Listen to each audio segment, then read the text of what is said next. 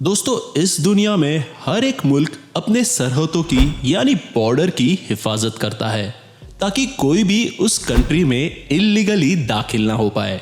पर दुनिया के हर एक बॉर्डर्स एक समान नहीं होते, क्योंकि कुछ ऐसे भी बॉर्डर्स है जहां पर इंसान क्रॉस कर आसानी से दूसरे बाजू जा सकता है। तो बने रहिए इस वीडियो के अंत तक, क्योंकि आज हम आपको बताएंगे कुछ ऐसे बॉर्डर्स जिनके बारे में आपने पहले कभी सुना नहीं होगा। उससे पहले अगर आप और ऐसे रोमांचक वीडियोस देखना चाहते हो तो इस चैनल को सब्सक्राइब करना ना भूलिए। Belgium and Netherland border. अगर बात हो रही है बॉर्डर्स की तो हम बेल्जियम एंड नेदरलैंड की बॉर्डर को कैसे भूल सकते हैं। बेल्जियम और नेदरलैंड के बीच बनी बॉर्डर काफी अनोखी है। ये सबसे अनोखा इसलिए है क्योंकि यहाँ पर लोगों को एक देश से दूसरे देश में जाने में कोई भी दिक्कत नहीं होती। यानी अगर ज्योग्राफिकली बात करें तो इंसान आराम से एक देश से दूसरे देश में जा सकता है। ये बॉर्डर कुछ इस तरह से बना है कि ये काफी रेस्टोरेंट्स और घरों को दो अलग देशों में बांट देता है, जो कि अपने आप में ही एक काफी अनोखी बात है। आपको बताते ये बॉर्डर 1843 में बनकर तैयार हो गया था, जब नेदरलैंड्स और बेल्जियम के बीच इस जगह को लेकर विवाद छिड़ गया था। उसके बाद ये फैसला किया गया कि इस जगह, जिसे बार्ले हेरटॉग के नाम से जाना जाता है, उसे दो अलग हिस्सों में बांट दिया जाएगा।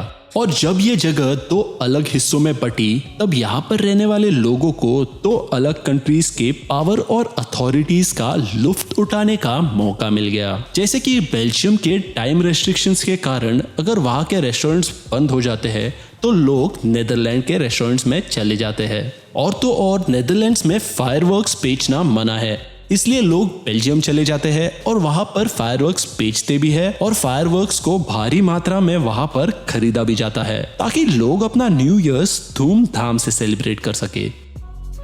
USA and Mexico border. USA and Mexico, ये दोनों देशों के बीच कुछ अच्छे संबंध नहीं है, इसलिए अमेरिका हर बार ये कोशिश में लगा रहता है कि वो इस देश से अपनी दूरी बनाए रखे। और इसी के चलते अमेरिका ने इन दोनों देशों के बीच 580 किलोमीटर की एक दीवार खड़ी करके रख दी है। अब आपके दिमाग में ये ख्याल आया होगा कि अमेरिका ने ऐसा भले क्यों किया। तो आपको बता दें, अमेरिका हमेशा से यही चाहता है कि वो अपनी सीमा स्थायी रूप से बनाए रखे, और इसी कारण अमेरिका ने ऐसा किया।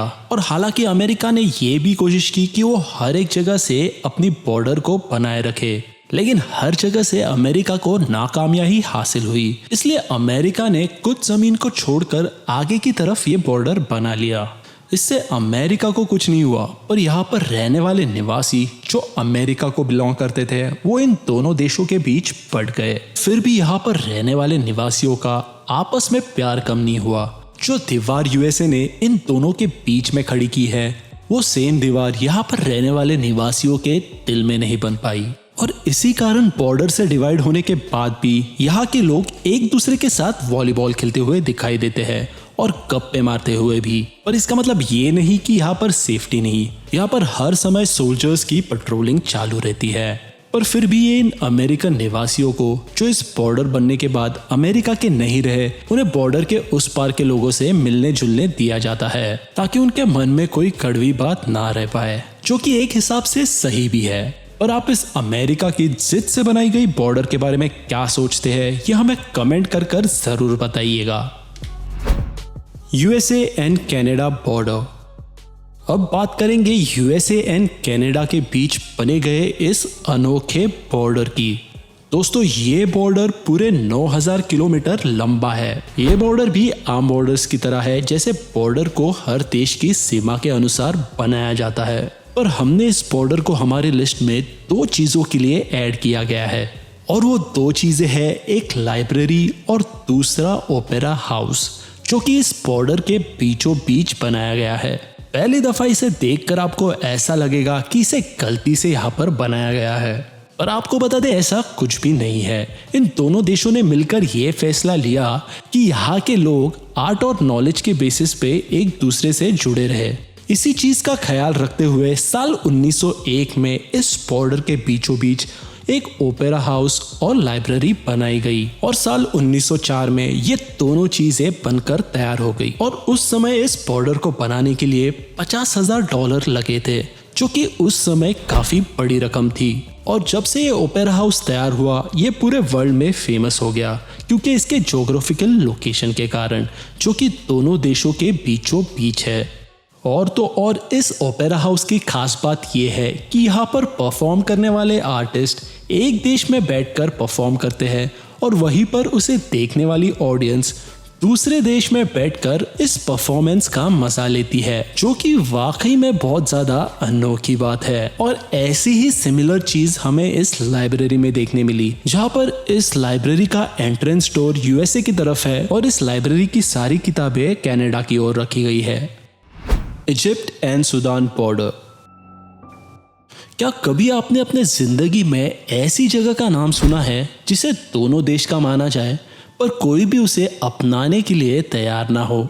अगर नहीं सुना तो आप इस इजिप्ट और सूडान के बीच बने बॉर्डर के बारे में जरूर सुन लीजिएगा। यहाँ पर बिल्टाइवल नाम की एक जगह है जो दोनों देशों के बॉर्डर पर मौजूद है। हालांकि दिखने में तो ये स्क्वायर शेप में है, पर फिर भी इसे ट्रायंगल कहा जाता है। खैर, इसका आकार मायने नहीं रखता, मायने ये रखता है कि एक ऐसी जगह है जिसे ना ही इजिप्ट और ना ही सूडान लेना चाहता है। आपको बता दें, इजिप्ट और सूडान के बीच में 19वीं सदी में एक एग्रीमेंट साइन हुआ था, जिस एग्रीमेंट में ये जगह इजिप्ट के अंदर आई थी। और इसी एग्रीमेंट के बाद इस चीज पर विवाद होने लगे, क्योंकि इजिप्ट को ये जगह चाहिए ही नहीं थी। इजिप्ट को हलाइब ट्रायंगल चाहिए था, पर एग्रीमेंट में ऐसा कुछ भी नहीं लिखा था। और इजिप्ट को जो जगह चाहिए थी वो सूडान के हिस्से में आ रही थी, पर विवाद के कारण उस एग्रीमेंट पर साइन नहीं हो पाया। और इसी के बाद ये दोनों देश इस हलाइब ट्रायंगल के पीछे पड़े हैं। अब हलाइब ट्रायंगल के पीछे ये दोनों देश इसलिए पड़े हैं क्योंकि ये जगह एग्रीकल्चर लैंड के लिए बहुत ही अच्छी है।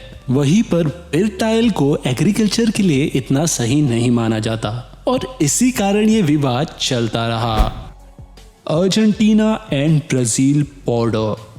ये वाटरफॉल, जिसका नाम इगुआजू वाटरफॉल है, ये अपनी खूबसूरती की वजह से पूरे देश में फेमस है, जिसका अंदाजा आपको इस वीडियो से लग ही गया होगा। आपको बता दें, इस जगह में करीब 275 वाटरफॉल्स देखने मिल जाएंगे।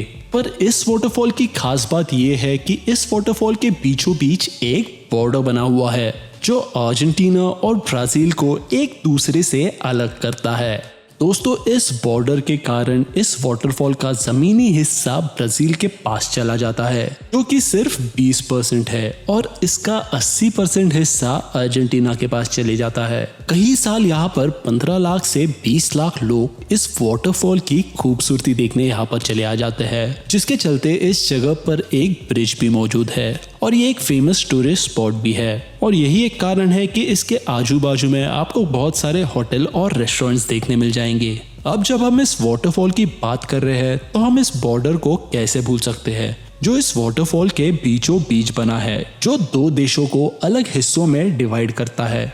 पर इस शानदार वाटरफॉल के कारण दोनों देशों के लोग यहाँ पर आ सकते हैं इस वाटरफॉल को एंजॉय करने के लिए बिना कोई पाबंदी के, जो कि इस जगह की सबसे बेहतरीन बात है। Russia and USA border. चलिए अब बात करते हैं रशिया और यूएस के बीच बने इस बॉर्डर की।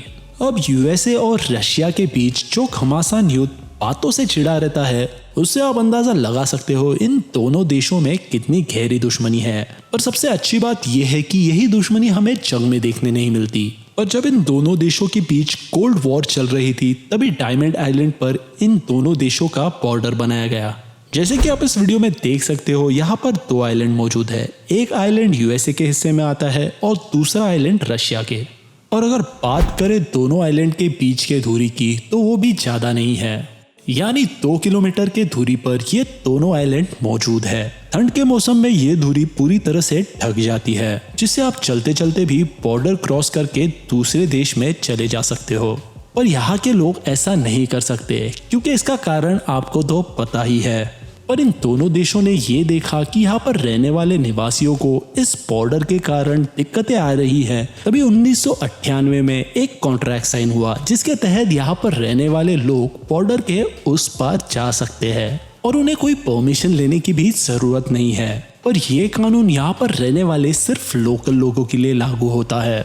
और उसके अलावा अगर यहाँ पर कोई दिख गया तो यहाँ के सोल्जर्स उनका वही हाल करते हैं जो और देश बॉर्डर क्रॉस करने पर करते हैं।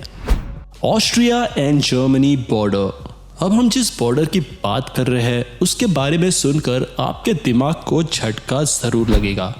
ऑस्ट्रिया में एक विलेज है जिसका नाम यूंग होल्स है, और अगर आपको इस विलेज में एंटर करना है तो आपको जर्मनी से होते हुए ही जाना पड़ता है। अब आपके दिमाग में ये सवाल जरूर आया होगा कि ये ऐसी कौन सी जगह है जहाँ पर हम अपने देश में ही दूसरे देश को पार किए बिना नहीं जा सकते। तो हम आपको बता दें, यही अनोखे कारण को चलते ये जगह हमारे लिस्ट में शामिल है।